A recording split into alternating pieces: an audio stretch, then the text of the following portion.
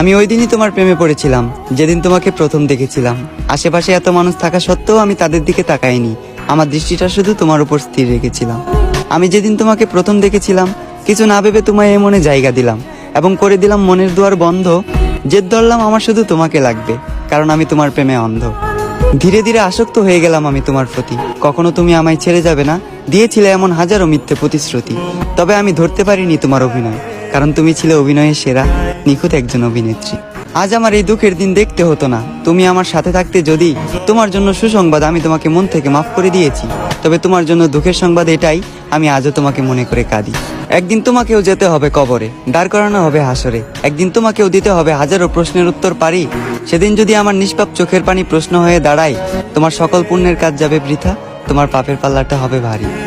আমাকে তো তুমি মনে রাখলে না, অন্তত শেষ দিনের শেষ বিচারের কথা তুমি স্মরণে রেখো, প্রিয় শখের নারী।